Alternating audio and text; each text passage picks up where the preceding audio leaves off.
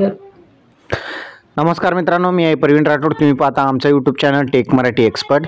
आजच्या व्हिडिओच्या माध्यमातून आपण पंजाबराव डग यांचा नवीन हवामान अंदाज बघणार आहोत.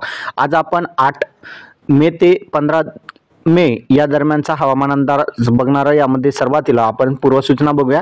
राज्यात 8 मे ते 15 मे दरम्यान रोज भाग बदलत पावसाची हजेरी राहणार असल्याची माहिती पंजाबराव डग यांनी दिलेली आहे. त्याचबरोबर कांदा, हळद शेतकऱ्यांनी या ठिकाणी आपल्या धानांची या ठिकाणी काळजी घ्यावी असं या ठिकाणी सूचना सुद्धा पंजाबराव डग यांनी दिलेली आहेत. त्याचबरोबर 8, 9, 10 दरम्यान पूर्व विदर्भ मराठवाडा भाग बदलत या ठिकाणी पाऊस राहणार असल्याची माहिती पंजाबराव डग यांनी दिलेली आहे. 11, 12, 13, 14 दरम्यान, त्याचबरोबर 15 मे दरम्यान जे आहे तो पाऊस पूर्व मराठवाडा, उत्तर महाराष्ट्र, पश्चिम महाराष्ट्र, कोकण किनारपट्टी सर्व भागात विजेच्या गडगडाटासह वादळी वाऱ्यासह या ठिकाणी पाऊस असल्याचं या ठिकाणी संकेत पंजाबराव डग यांनी दिलेले आहे. सर्वात जास्त जो पाऊस असेल तो कोल्हापूर, सातारा, सांगली, पुणे, नगर, सोलापूर, उस्मानाबाद, लातूर, बीड, परभणी, नांदेड या भागात असल्याची माहिती पंजाबराव डग यांनी दिलेली आहे.